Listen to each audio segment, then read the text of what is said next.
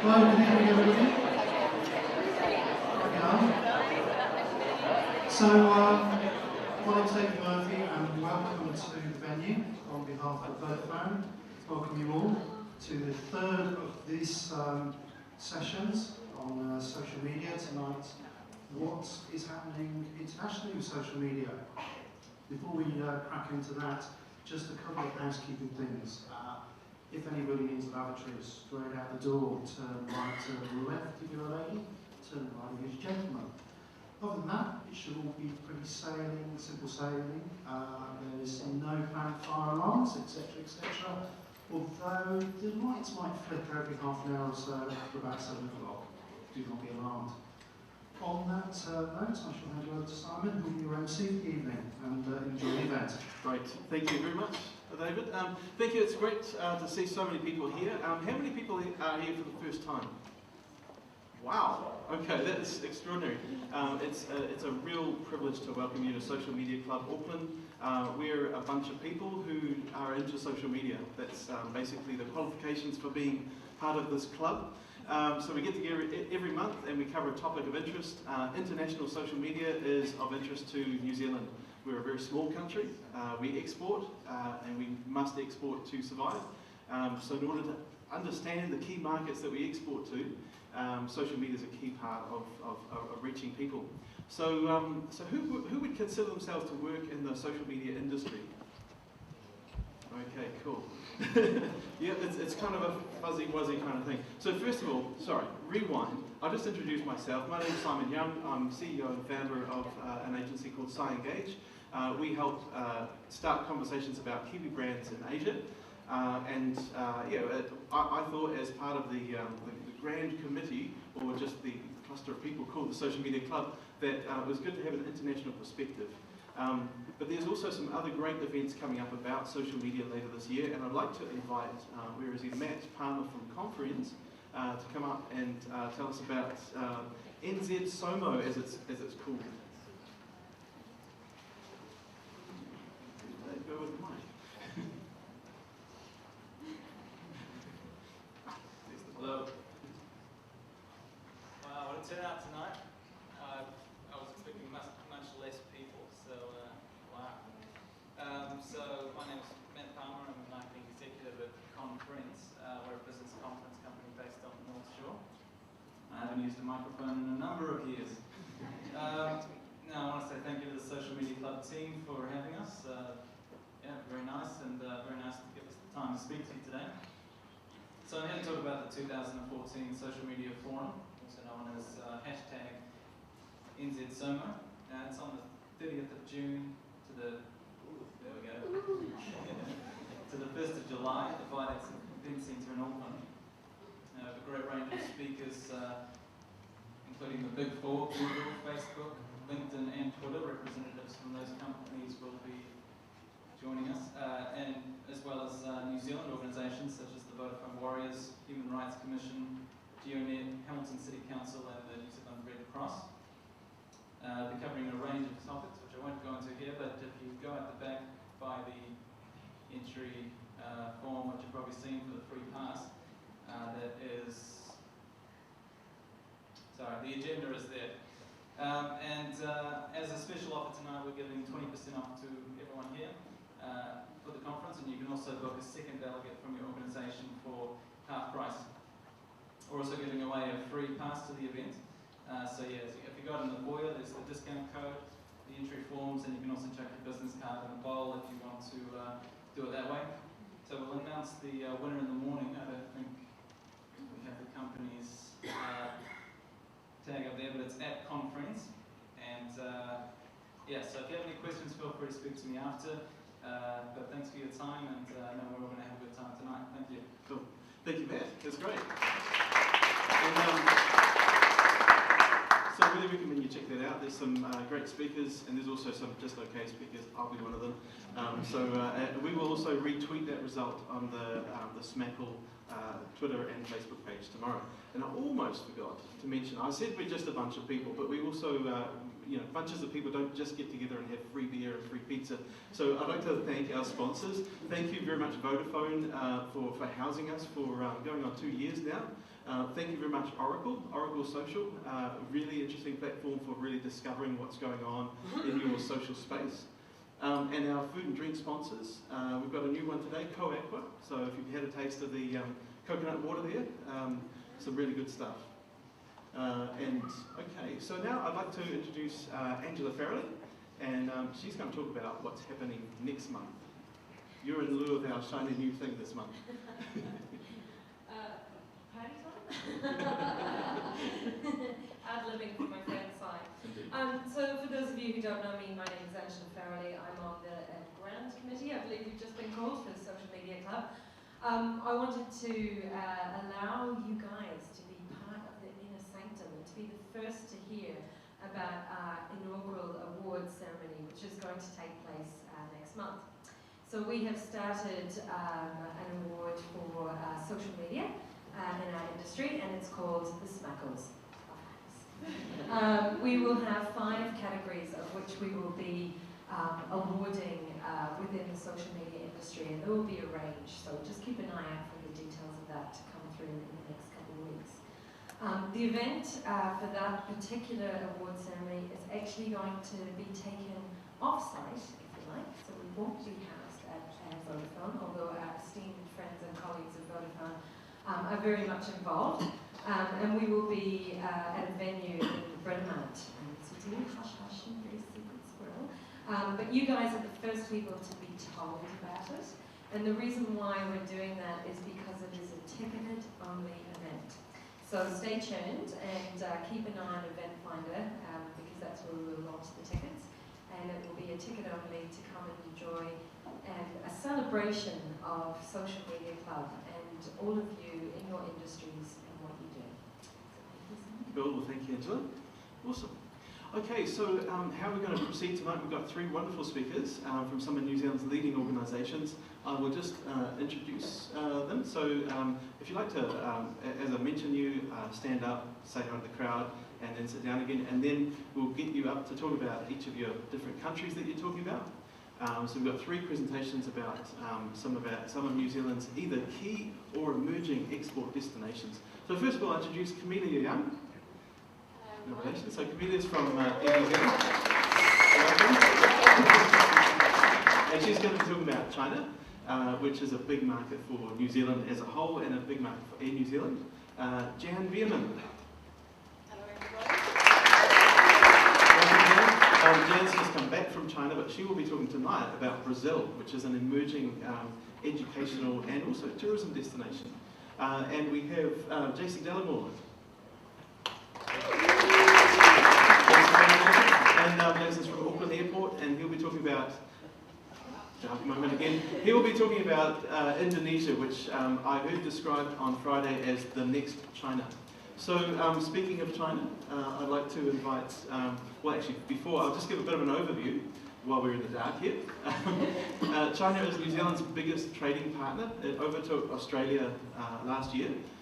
So it's New Zealand's 2nd largest source of tourists. And if you're at all in the Auckland CBD, you will just know this, looking around.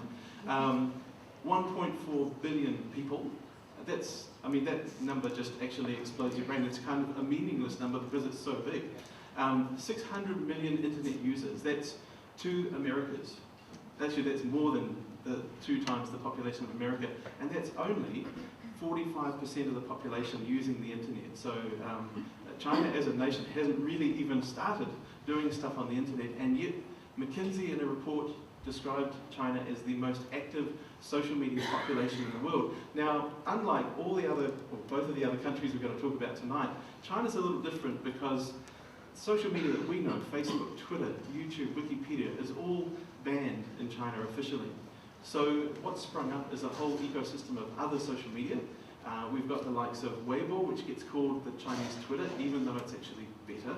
And we've got WeChat, which is a little bit like WhatsApp, again, only better. You might see a bit of bias in what I'm saying. So Camilla is going to talk a little bit about specifically how Air New Zealand has been using these different platforms. So welcome, Camilla. Good evening, everyone. It's a great honor to be here tonight to share a story of how Air New Zealand doing social media in China market. I'm Camilla Yang, I'm social media specialist in Air New Zealand. And in the following 8 minutes, I will take you through the journey that how Air New Zealand doing social media marketing in China. So currently, Air New Zealand has its presence on 4 major Chinese social media platforms, namely Weibo, WeChat, Douban, and Youku. I'll give you a general introduction of each of the social media platform and how Air New Zealand's performance on them. So Weibo is combines the functionality of Facebook and Twitter, and there are 350,000 corporate brands has their official Weibo account in China. So Air New Zealand has 210,000 followers at the moment.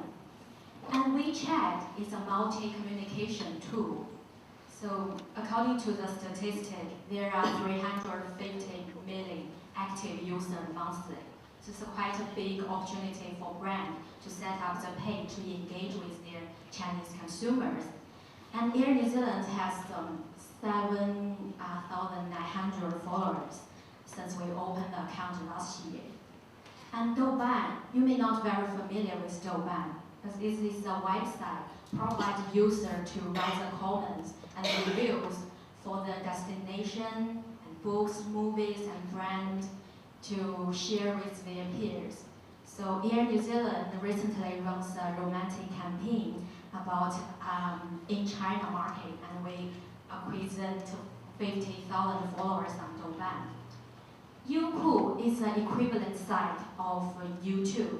As Simon mentioned, YouTube was banned in China, so Youku is a place where people can watch all the videos.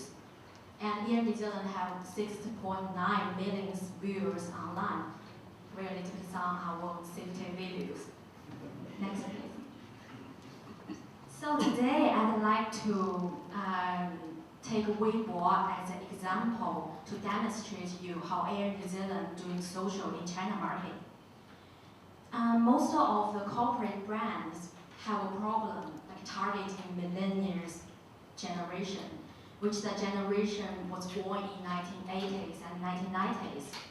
And they are the key users of social media, especially in China.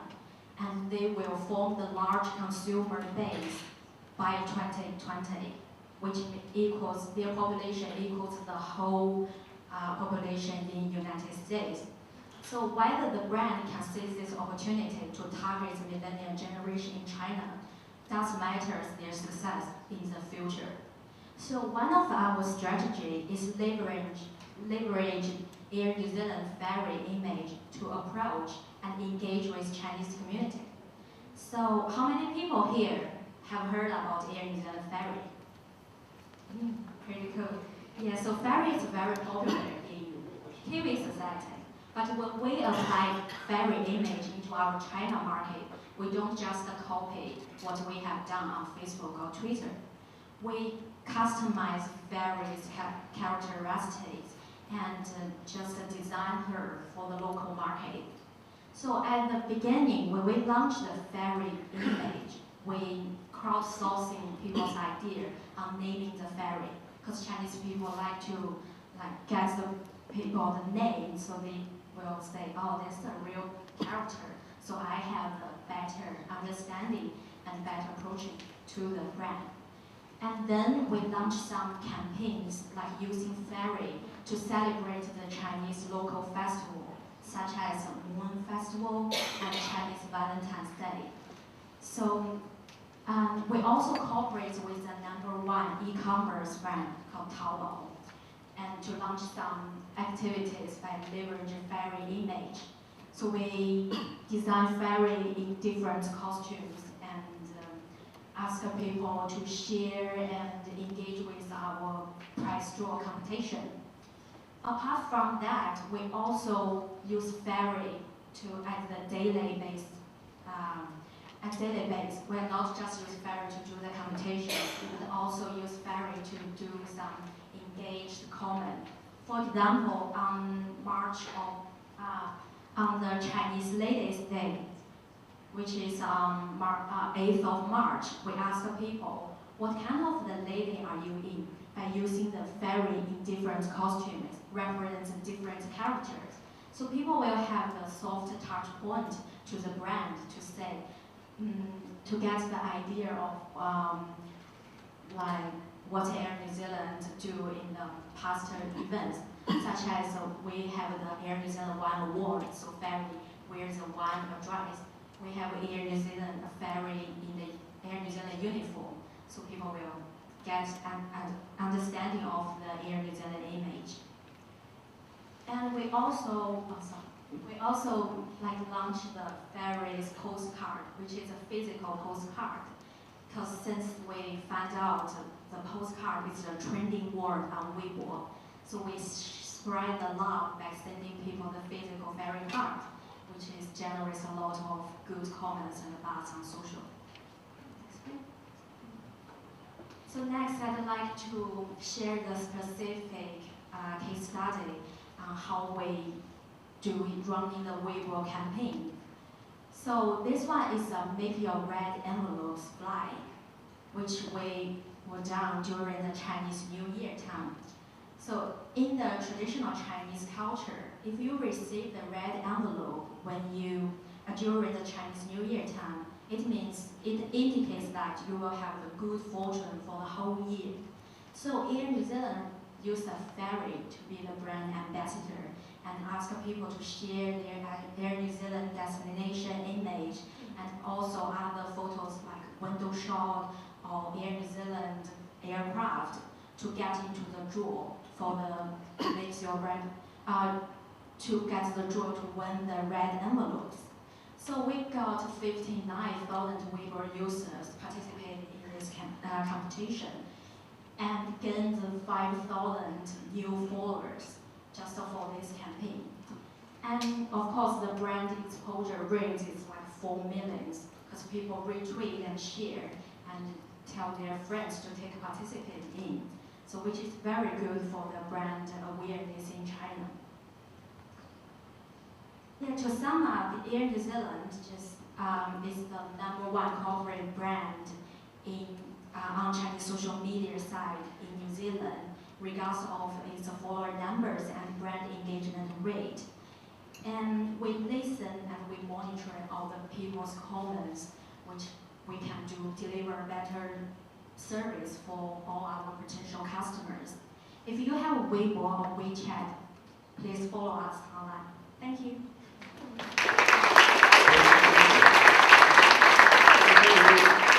I'm just going to travel over to Brazil right now. We will have a Q&A panel with all of the speakers afterwards. So, here we go.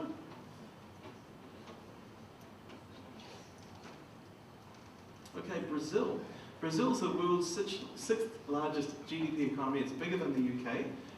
It's part of BRICS, which is kind of the massively emerging nations, Brazil, Russia, India, and China. Some people say that the I should actually be Indonesia, a bit controversial. But anyway, the B is pretty certain. It's New Zealand's 7th largest source of international students, and I think it's part of Jan's mission to make it come up the scale. And 97% of the population of Brazil use social media. It's pretty astounding. Jan, I'd love you to come and present to us.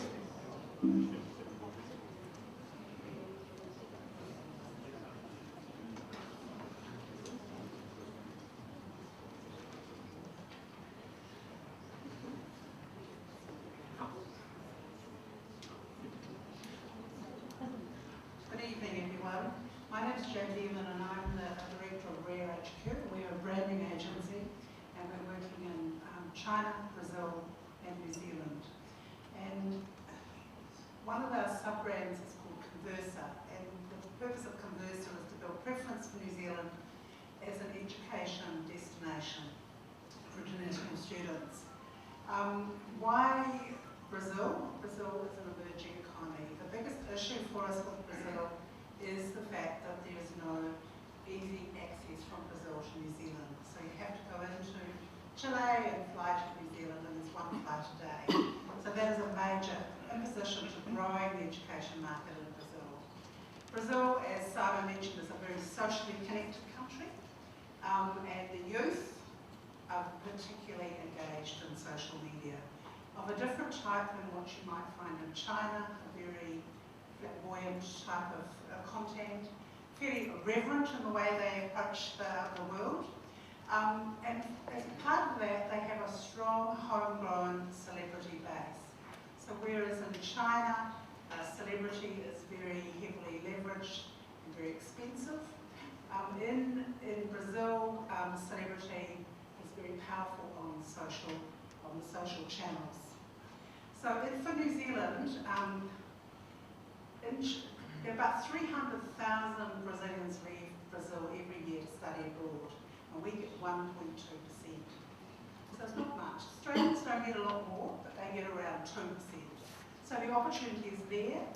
Most of the Brazilians are going to the US and to Canada, but New Zealand is a very attractive destination for them. So why New Zealand? New Zealand has a very strong story and adventure landscape. A story culture is really associated with Middle Earth. So one of the reasons the Brazilians want to come here, the first reason is it's Middle Earth. And Lord of the Rings and The Hobbit, you cannot believe how important that is to the Brazilian youth. And also our story culture is interesting. Our Maori culture is particularly interesting to them. So that is another reason why they like to come here. So our job with the work we're doing in Brazil, particularly with the key opinion leaders, is to build awareness for New Zealand, and awareness is the first step to preference, and eventually preference tips over into conversion. So I'm going to talk about the 3 tours we've done since 2012. Next slide. So the first person we brought at the end of 2012 was Sid Salvo. Now, Sid is one of the most influential people in Brazil. He has an audience in the 18 to 25-year-old age group, and he has an average of 20 million page views a month. I mean, astronomical. He's a man who, when I said, how did you get started? He said, I used to sit in the bus to travel to work every day, and I was bored. And I used to sit there and I used to start messaging people. And that is how he got started. So he's got a huge following, huge advertising base. And why we brought him to New Zealand was to introduce authentic New Zealand. So he was a 27-year-old when he came, he's 28 now. So he had a real adventure. So when he was here, he went bungee jumping, he did rafting, he went caving, he did everything we could do. So we brought him into Auckland, and he visited some of the language schools. He's visited a language school, 2 private training establishments, a university, and a secondary school. So that was part of the reason we could bring him here. And that was in partnership with Education New Zealand and ATED, here at Auckland Council. As a result of that particular tour, we got 1.8 million page views of his blog about New Zealand, and we had a lot of other activities as a result of that. So for example, every time we jumped off something, he would tweet his followers and say, tell me what to say, and they all post back all the different comments he could yell when he jumped. So he was very active, engaged with his audience the whole time he was here. Last year we brought a group called Joven Nerd to New Zealand. That means young nerds. Nerds to New Zealanders is a negative connotation, but in Brazil it means people who want to know more. So the followers want to know more. They're an interesting group of people. You can see that from the photographs. They came to New Zealand for 17 days, and we took them throughout New Zealand, and they visited language schools. So about 8 language schools while they're here, and built up and then told those stories of New Zealand and language schools. This was with Education New Zealand and Maori tourism. So the Maori element was really particularly strong. Joven Nerd, a very powerful on social media, particularly with the entertainment channels and their podcasts. They have an audience again in the 15 to 35 age group. They are all about mid to late 30s. And they have an average of 11 million page views a month. So part of that, the reason for that tour was to discover New Zealand, to get a bit more about discovering New Zealand. Now the most powerful thing they did when they're here, their videos are now at, I looked today, 1.3 million views of their videos. The most popular one is the Maori cultural video, which was about Rotorua, but also about the whole Maori. Well, there was one person did an interview about the social issues around Maori and Pākehā in New Zealand, and I was thinking, oh goodness, when I was watching it. But it all ended up quite nicely, but the Brazilians really identify with diverse cultural elements in a society. And on top of that, they had 1.5 million people listen to their podcast. That podcast went for 2 hours, and I was listening to it when it was on, and everyone was listening to it. So these people are great advocates for New Zealand. And the third one, they have just been in New Zealand this year for 1 term. This is the graphic that represents them. You can see it's another Lord of the Rings type graphic. Luana is the elf, and Kaio is the hobbit. And they came to New Zealand again, drawn by the Lord of the Rings, Middle-earth. But what they said to me as they left, just at the end of last term, they said, we came here because of Middle-earth, but we left because we really love New Zealand. And so they said it started to be one thing, but it turned into something else. These are young bloggers who are really starting out on their career. They have, you can see their age group is about 13 to 28, 24 and 25. And they have an average of 7 million page views a month. So we put a program together to put them, because we've done the Discovering New Zealand, we now needed something about what it's like to study and live here. So we put them into Otago Polytechnic, and at the University of Otago. At the University of Otago, Luana was learning English at the University of Otago, and Kaio was doing an adventure tourism leadership course at the Otago Polytechnic. Now, this is a 1-term course. The Otago course, both courses are 2-year, 3-year courses, so they're only here for the first term. And they are in a homestay situation. And the products from this tour are still coming out. But some of the outcomes already, we're getting conversion from this, particularly in terms of the outdoor education courses. Because Kaio said, well, 2 years is not useful for Brazilians who want to come here and learn a bit of English and have an experience. So they've set up a 3-month course. So you can come to Otago Polytechnic now and study English and have a bit of an outdoor education experience. So rock climbing, kayaking, any of those experiences that New Zealanders are experts for themselves. So we've got posts that are coming, they're blog posts, we've got Facebook, we've got Instagram, and we've got videos, and they're still coming out. And we will imagine they'll come out for another 6 weeks or so, and then we'll do all the metrics around them. So this is one of the first tour with Sid, who's there with a couple of our Brazilian team who are in this group. Erica, who's the one holding the hat on the first row, is our director in Brazil, and Rafael is right next to Sid in the first row. So the critical success factors for key opinion leaders: engagement. You need to have people who have engagement with the community. So, and they're the people who can, you have to give them an amazing experience for them to engage as well. The second thing would be have an age-specific audience, making sure that they're fitting the demographic that we're targeting, and the voice is right for that. We need to make sure the content is all localised, so everything is in Portuguese. Some of the videos have got subtitles in English, but most of it's in Portuguese. And there's a tone that the Portuguese identify with it. So it's a bit of fun and a bit of, as I said, something that's a bit irreverent. Commercial focus. These bloggers are all business people. They all earn money. They have full-time jobs working as bloggers and with entertainment channels, so they earn large money. They're very, very influential in their own communities.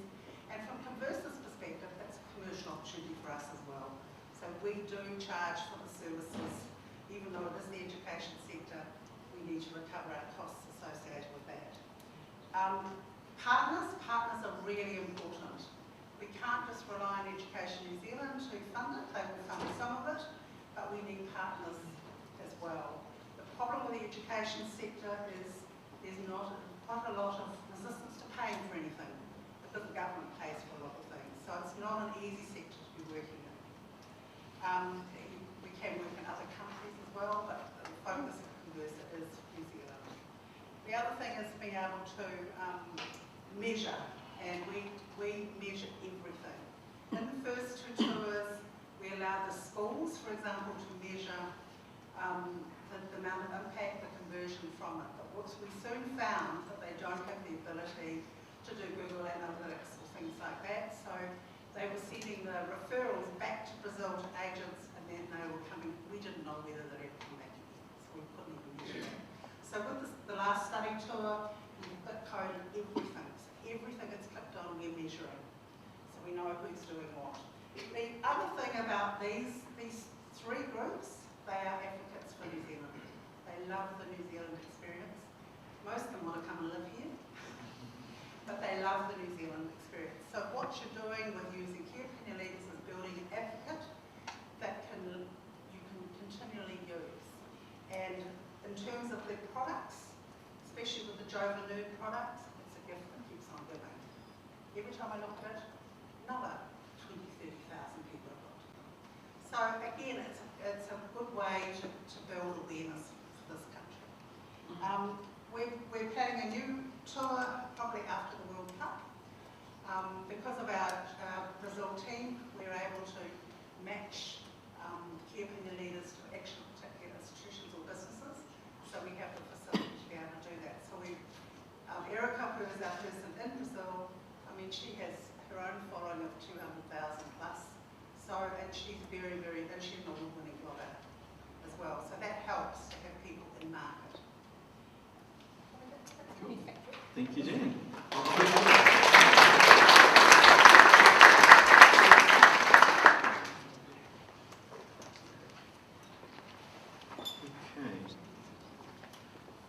And finally, our travel takes us to the land of Indonesia, which is one of New Zealand's fastest growing sources of tourists and students.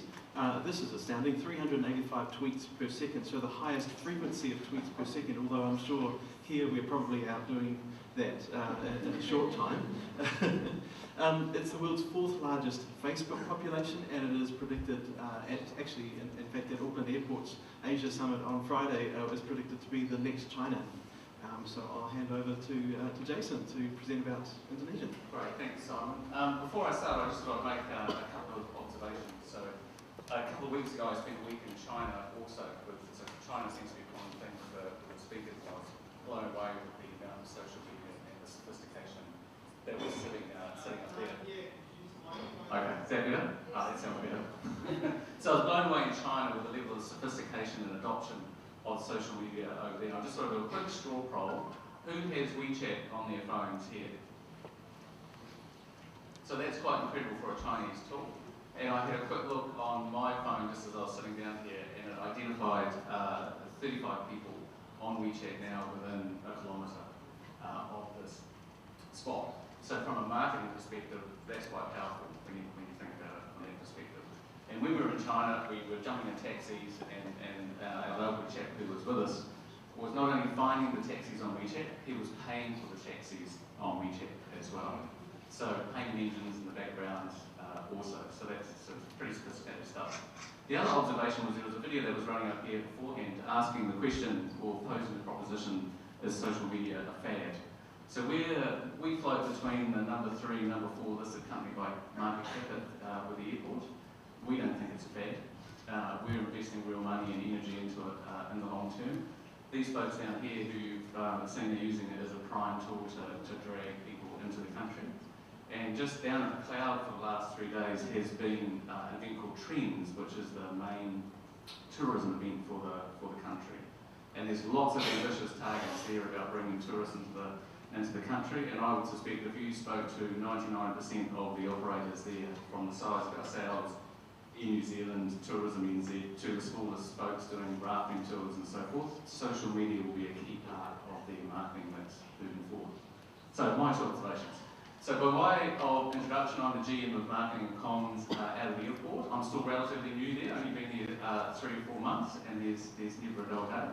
So I see my job as, from a social media perspective, in terms of signing for budgets, but also giving permission to the folks to experiment and try new things. We're by no means an expert in the space, but we do have scale and an ability to get out and try things. And to give you a sense of that scale, we have 14.5 million people through our terminals every year. Our website picks up about 5 million unique visitors a year. We have an app with about 30,000 downloads, so we have a lot of people coming through that we want to capture and engage with, and social media is a key part of that picture. So today, I'm chatting about Indonesia, and why is it the social media capital of the world? I don't know, maybe not, but it's pretty substantial, and there's a lot of people doing stuff on there. So if I just run through some additional stats that Simon had as well, to put it into context, population is about close to 250 million. It's growing at about 12% per annum. GDP is growing at 5.7%, and it's got, from a travel perspective and New Zealand Inc. perspective, what's important is a high-growing middle class.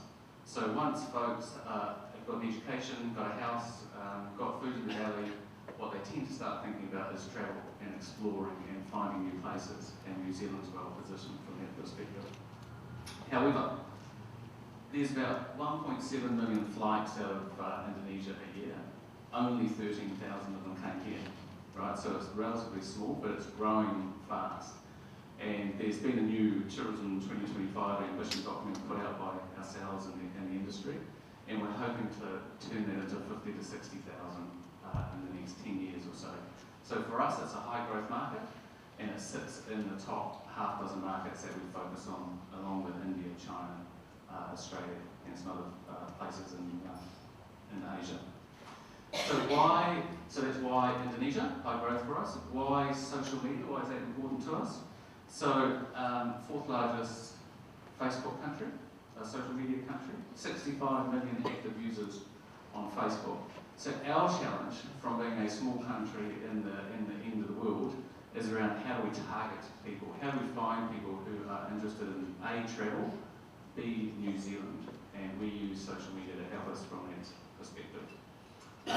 We looked at the tweet side of things, and they spend about 2 hours, or maybe 3 hours on social media a day. And in China, that's even more significant. So when you look at I was sitting talking to agencies and other folks there, and everyone's talking about how they spend 6 or 7 hours a day on their phone, because this is all mobile, right?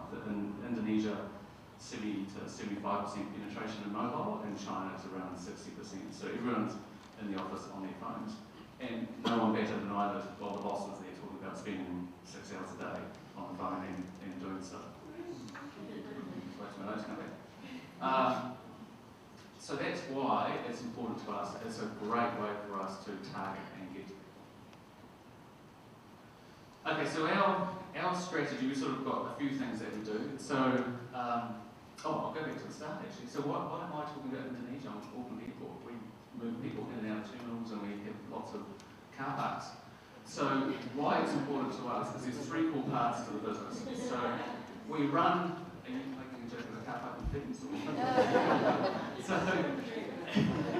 So there's 3 core parts to the business. So we run a really large shopping mall, right? Duty free and non-duty free, and so there's lots of shops out there. That's a key part of our business. We're a large property business. So we've got lots of tenancies and commercial properties out there, and there's about 300 hectares, so it's about 300 football fields of land still to develop that we will do over the next 20 or 30 years. So think about that from commercial buildings, hotels, restaurants, and so forth. There's a lot to do there. The other thing we worry about, and is a key value driver for the business, is attracting airlines into New Zealand and then ensuring they're both sustainable and profitable. So what we do is work with airlines, Air New Zealand included, but China Southern and Hawaiian and a bunch of other airlines. We work with them and actually reach into their markets to stimulate travel back to New Zealand, and then from New Zealand into their markets. So we're actually quite a substantial player in the tourism market and moving people backwards and forth. So that's why we care about Indonesia, and that's why we care about social media. Right, so we have web assets there. So we've got digital assets in Indonesia, China, India, Malaysia, amongst other places, and we have a digital asset here called Trip Guide that we use to drive people outbound overseas. And we also have Facebook pages in Indonesia as well. Not branded us, we branded Luxury New Zealand, which you'll see the third there, because people don't travel to an airport, they travel to a country. So, and we use that to demonstrate New Zealand and we're conducting or a matchmaking service between travel operators in New Zealand and travel sellers in Indonesia and China and these foreign countries. So we try and inspire them about New Zealand and then connect them with people who can convert them into tickets and bums on seats down to NZ. All this is translated into Bahasa. Is everyone here from Indonesia? Who's from Indonesia? Oh, no one to keep me honest. Okay. So all translated, and what we tend to do is we put some central strategy and thinking and idea generation here, and we use the likes of Wendy from Socialites here and other folks to help us with that. And then we have local execution, and that's really key from a success perspective. You've got to understand those local markets and what's going to resonate. So we use agencies in country to help us with that. If I just have a look, spin through some of these things that we're doing here. So like Jan, key influences are key for us. Excuse me. So we've got Farah Quinn and Prue who help us from that perspective. So Farah Quinn, think of her like the Nigella of Indonesia. So TV programs, very famous, lots of trendy cooking and so forth. 2.3 million followers on Facebook, so a mega celebrity across all parts of the market. Then we use Prue, who is more of a specialised travel blogger, so 200,000 to 300,000 followers, but they're high net worth individuals, what we call the free independent travellers who want to travel around the place, and she gives travel advice and so forth. So she's quite a specific, targeted approach. So we do things like run campaigns. This one at the top, your top right. So what we did there was had a camera up at the top of the Sky Tower, filming Prue talking about New Zealand, streaming back to a mall in Indonesia, in Jakarta, and with about 500 to 1,000 people doing a live chat with her, and for about half an hour learning about New Zealand and the things that we can do. So there's only 13,000 people coming out of 250 million, raising awareness is our key challenge.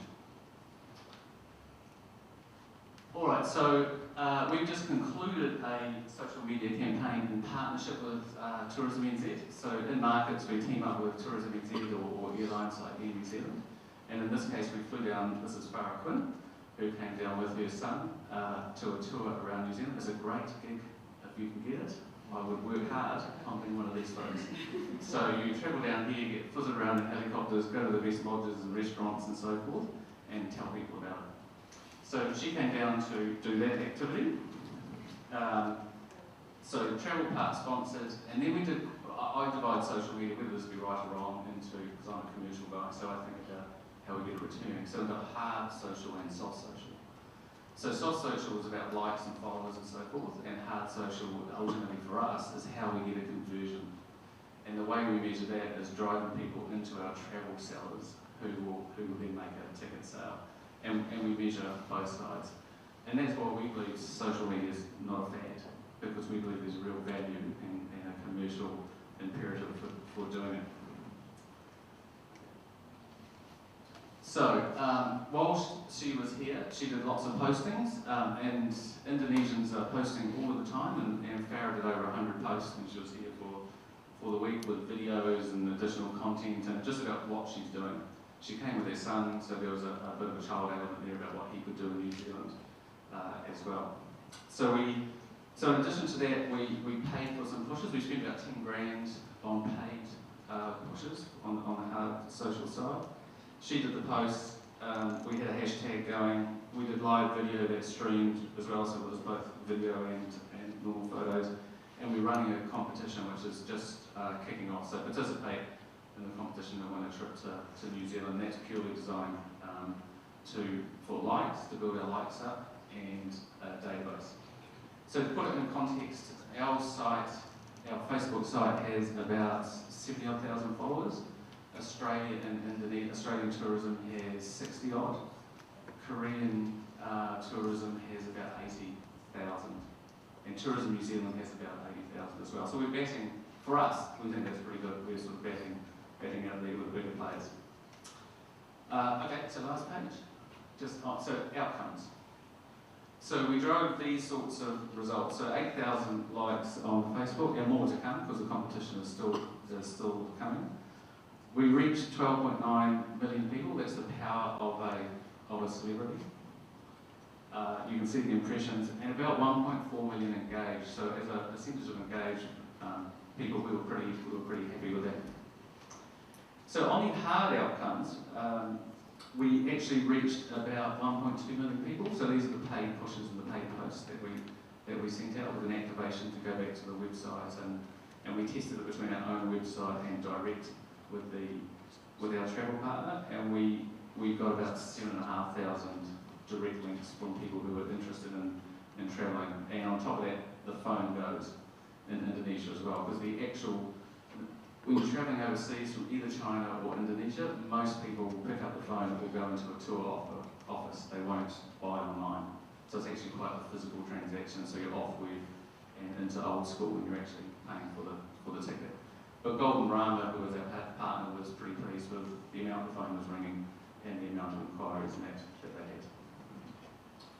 So for us, that's it. So for us, it's early days, but we're committed to social media. We're spending real money on it. It gets time at the executive table as I tell people about it, and everyone's pretty excited about the opportunity because it gives us a direct link into these massive markets that we've never had before. Thanks. Thank you.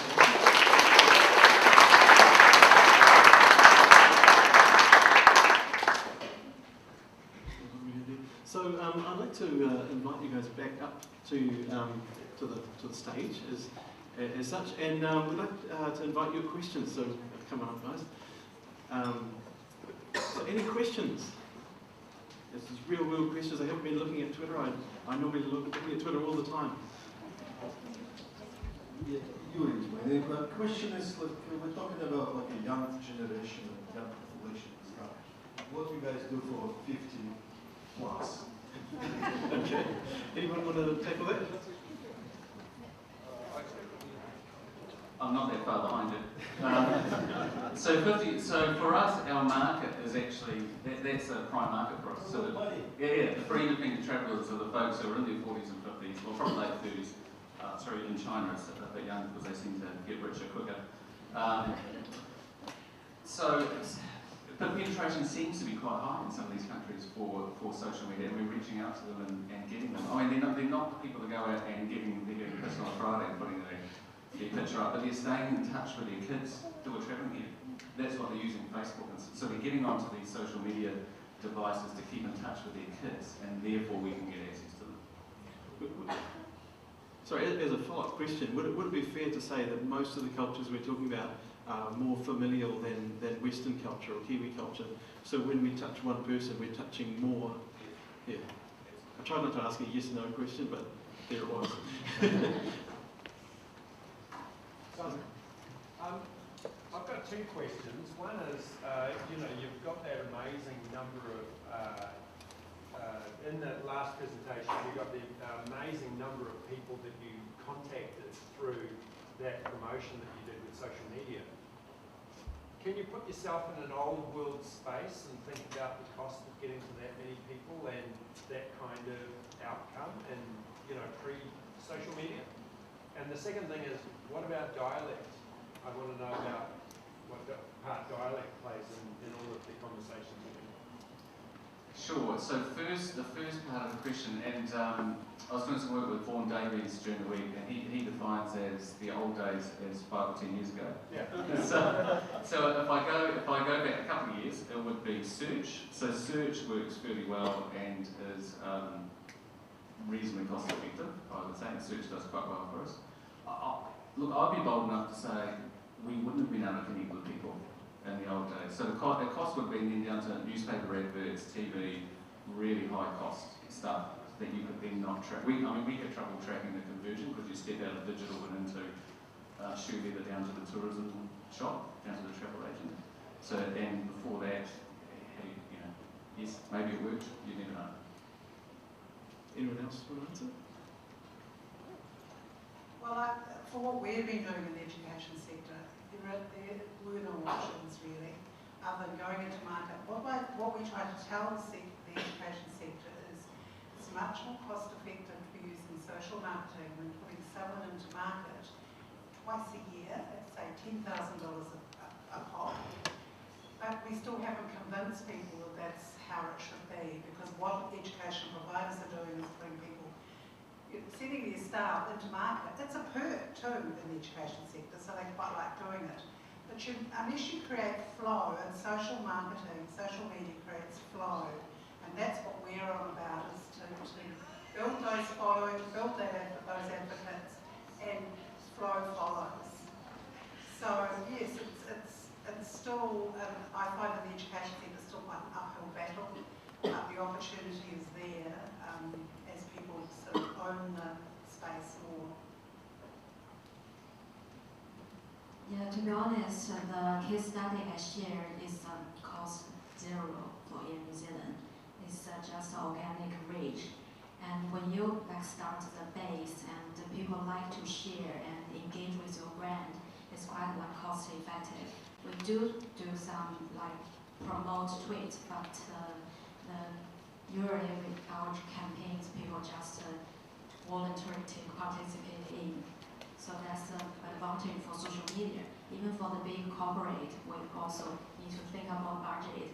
Yeah, if we can do the free stuff, why not?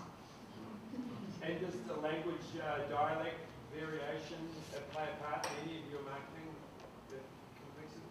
Yeah, in my market in China, the people from northern part of China and the southern part of China are quite different.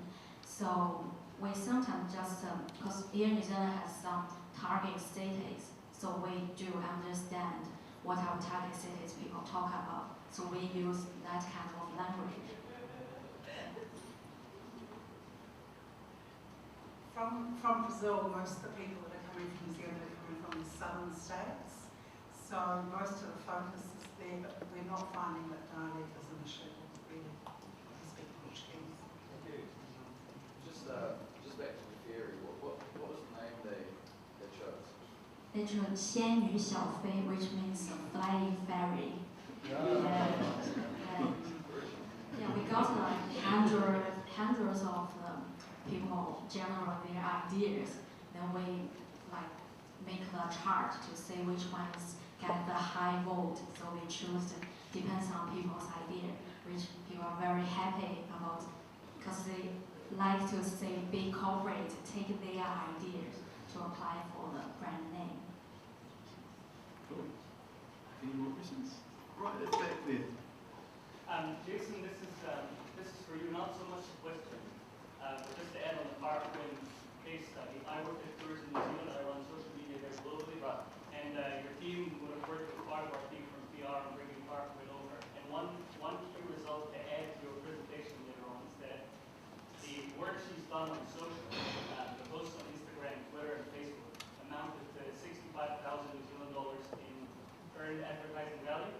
So the amount of impressions she generated would have cost us this much based on our global benchmarks for social media advertising. So it's definitely a good piece, and it's a metric that I would have hoped to see in the Brazil case study, to start looking into the earned space on social, how much that would have costed me now that social is completely paid, as most of us know. How much would that cost me for my own channel to promote or pay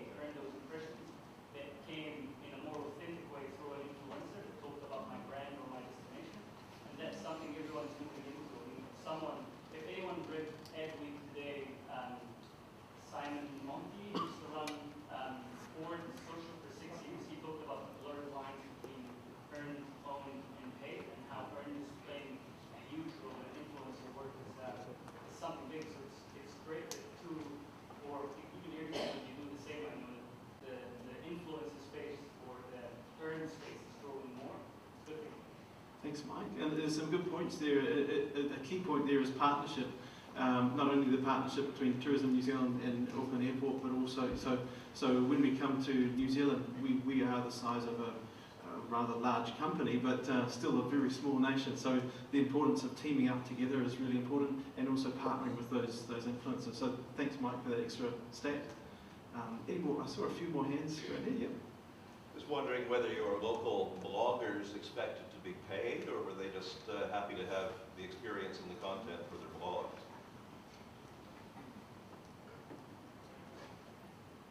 In our experience, it's generally paid. And in China, we use key influencers as well, and they tend to be, again, the mix of celebrities and then people just who have large followings, and they're generally paid. With our Brazilian, the key opinion leaders who brought them to New Zealand, the incentive for them to come has been a free trip to New Zealand. All expenses paid, and some of them have not been cheap trips. So, but to use them now back in market, we have to pay their rates. But we have some favoured status because they enjoyed their experience so much. So the whole thing for us is to give them an amazing experience, and if they get an amazing experience, then they become very loyal to us as a country. I'll just add to that too, because one of the, again, another observation that I've made, especially going into China and immersing myself there for a while, is that social media in 1 or 2 years' time is going to be different than it is today, right? That's the one we can guarantee is it's changing and morphing. And I think the one thing I want to focus a lot more on is when people are in New Zealand, how do you capture those travel experiences? Because they're all doing it, right? They're all taking photos, they're all WeChatting back to their friends and so forth, but we're not aggregating that and sharing it. And once you do that, there's your bloggers for free who are helping tell the New Zealand story, and it's happening every day, and it's just how do we capture it and share it. You had a question? Oh yeah. So you're targeting users, Indonesian or Brazilian or Chinese users in social media. Sorry, who are interested in social media, isn't it? So how do you evaluate and analyze the data that you gather from those from those users? How do you analyze that, what they think about New Zealand? How do you evaluate the data that you gather from the feedbacks of these users? Well, we produce a report at the end of each tour, and we evaluate every aspect of it. We've had problems with evaluating conversion, and we're getting smarter at that. It's been a bit of a learning experience how it's gone, but we are now getting better at trying to measure conversion. Certainly, up to this point in time, it's been not the most effective, but we do measure everything we possibly can measure. May I ask you, how do you measure it? Using any special software? Well, we're using software. I'm not the person to ask that question, but our team are using software to capture everything. So I can ask them at any point in time. For example, we run all Education New Zealand's social media in Brazil. So we measure every aspect of that. We know if inquiries, if Education New Zealand haven't answered their inquiries, we know that. We also know that we might have 14,000 people following us. We know that we've got 5 million people who are actually engaged with us at any time. So I mean, we have the software in place in market to measure this. I have the benefit of just asking someone like Wendy to please deliver me a report. But I have to say, we tend to focus, and this is probably, we can improve this, is we focus on the quantitative first, trying to get a handle around that. Although we recently did release the master plan, or the 30-year vision for the airport, and you may have seen the paper, airportofthefuture.co.nz, and there was a lot of social that went around that. And we used a PR agency to help us measure both the quantitative side, but also the qualitative side. What were people saying? Was it positive, negative, or neutral? And during an event like that, which is quite critical for us, right? We want to know what the daily, that's coming in daily, and we're monitoring it, and it's really a sense check for what's going on there and what folks are saying. Yeah, for Air New Zealand, we also have the data monitoring tool, especially for Weibo. And we have the full-time person, which is me, to monitor the keywords online. So we do customer service as well, so people can find us and send us a private message to solve their problem. So a hand right over there. That's you, yeah. My question is, I'm just wondering, for everybody here using social media, how many of you actually following big corporates and following up all their ads update? Because for me, I like social media. I use all the ones you mentioned about. But for me, I actually on purpose trying to avoid ads and all that information. So how do you capture an audience like me, who's on social media more for reaching out to people, and I try my best to avoid ads and all that stuff. And my second question is, how do you measure awareness actually cause actual changes? For example, for somebody interact with Air New Zealand tickets or whatever promotion, I actually go out there, get a ticket, come into New Zealand. So the first question was, so let's get a show of hands. Who follows brands on their social media? And that, wow, okay, and that's pretty indicative of some of the research that's been done. It's kind of a done thing. Customer service is a big thing. You're in the minority, which is a great thing. You know, good on you. And so, so summarising the second half of your question, it was about awareness, measuring awareness, or just measuring after awareness. How do you actually influence people's behaviour? After all this social media talk, you actually see somebody actually go out there to buy your product. That's my question. Yeah. Do you? We have the online sales team who just monitor the converting rate, so which is not my responsibility.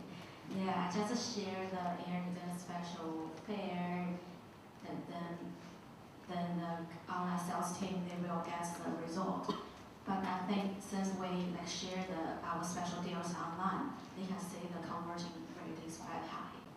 Yeah, and for marketing campaigns, we do see the big sales results after every campaign we've done. So we do have social media. It's just not the place make a noisy. We do make some converting to the sales. Yeah, it's a good question actually. So for the sites that I've been talking about here, offshore, Indonesia, China, and so forth, they're about 2 or 3 years old, and we have a luxury NZ brand, and in China we have that, and NZ Journey, so there's not an Auckland Airport brand, and it's all about NZ. And the Auckland Airport Facebook page, we've only actually been doing it for about 4 months, so we're quite new to this world, and we don't do a lot of selling on that page. That's actually mostly around people's engagements with the airport, good, bad, or otherwise. So we tell people about events, we tell people about some of the services available out of the airport, but it's open to them to share those experiences, because an airport has fantastic experiences every day. People are coming and going, and people want to share those experiences. But you do expose yourself. So we also get people who have not had a good experience, and they tell other people about that. So how you respond to that is quite important. But for us, it's a way to engage, and we don't try and control the Facebook page too much. We've got time for 3 more questions. Amma. All right, one quick question. Primarily for Jan, but for everyone here. How are you all trying to leverage the upcoming FIFA World Cup from a New Zealand perspective and from an international social media perspective? Well, at the moment, we're not focusing on the FIFA World Cup. So the question was, how is New Zealand going to leverage the World Cup, which is happening in Brazil? Sorry, Jen. We're actually not taking an extra after the FIFA World Cup, because the Brazilians are so engaged themselves in the event in their own country. On our Facebook page, we talk about it occasionally, but really the link between New Zealand, because we don't have a team there, is very small. We don't see the opportunity there. Cool. Okay. Yeah, so today I met with Martin Snedden, who is either on board or something with the Masters Games. So there's 2 big things coming up for New Zealand: the Cricket World Cup next year, and then the Masters Games in 2017. And the Masters Games is going to be the biggest event in New Zealand in the next 10 years, right? Half the size of the World Cup, 35,000 people coming to New Zealand. Last time it was held in Torino in Italy. very little social media. So I'm really keen to work with that group about how we can be a world leader in social media for an event of that size. And what a better way to try and promote New Zealand to a bunch of athletes over the age of 35 than social media and triathlon groups and archery groups and what they're all talking on social media. A fantastic opportunity for us. Thanks. So time for 2 more questions at the back there. I'm just curious to know, when you recruit these bloggers, do they have to disclose it as a sponsored post or sponsored story, or is it organic? So It's mostly organic. We don't tell them what to say. We don't give them anything to say. We tell our providers, it's up to them to make sure the experiences, as I use them, are amazing. Yeah. And then they post. Now, we get a bit anxious from time to time. So the question was actually, do the bloggers disclose that it's a commercial relationship? Is it being seen as like a sponsored post? It's strictly not commercial in a way because they're not paid to come here. They have the opportunity, we offer them the opportunity, they choose to take it out. So it's not strictly. So if they have a bad experience, you've got to be... Well, we've got to be careful they don't have a bad experience. I mean, our whole thing is everything we do is to give them the most amazing experience. Any one of us in this room would love to have the experience of our bloggers have had. I mean, they have everything from helicopter rides to... I mean, they were in Queenstown and they were snowed into Queenstown. Couldn't get to Eden. So, I mean, everything they do is amazing. Sorry? They come into Auckland, so they have...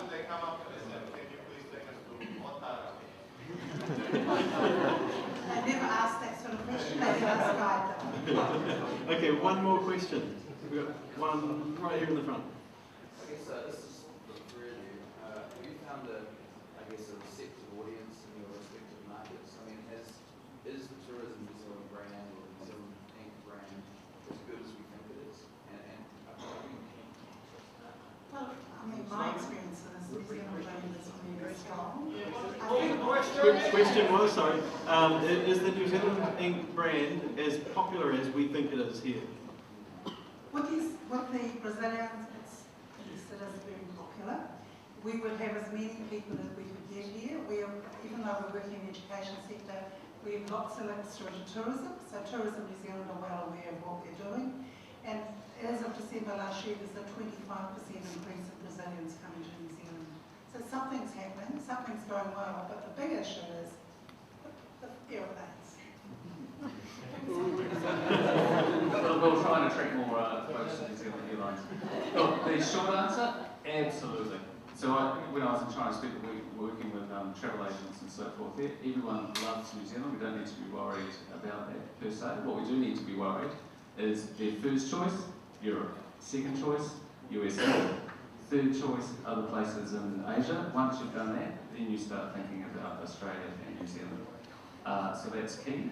The other thing is we've got to market ourselves in a way that appeals to Asians, right? So a lonely person on a beach may appeal to us, doesn't necessarily appeal to others. You know, a great, vibrant cities and places to go and exciting things to do is what they want to experience, along with great food and wine and so forth. So we just have to be watchful of how we do some of the promotion.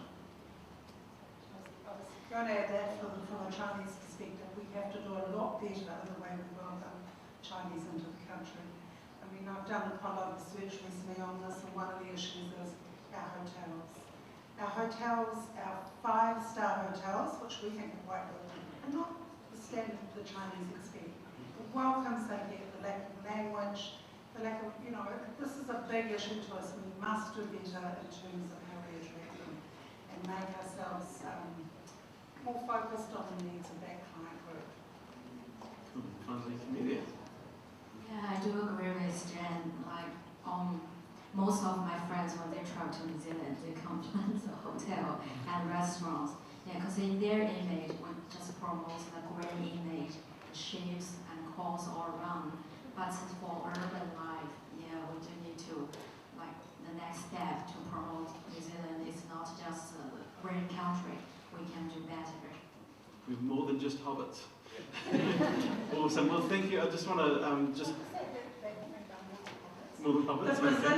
The Brazilians think, this is how they see us, we're a country of mountains because the only pictures they see are mountains.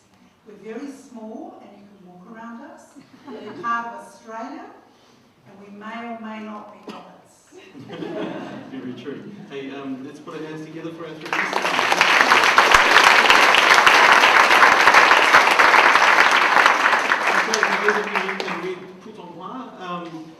This is, we're all family here, or daja, so in English this is Vaughan's delicate phrase, pick up your stuff. So if you've got a bottle, please take it with you to the bin. If you've got paper that you brought in, please take it with you. And next SMCAKL is 18th of June, and as Angela hinted, it will be the beginning of the SMCAKLs. But please join us for drinks at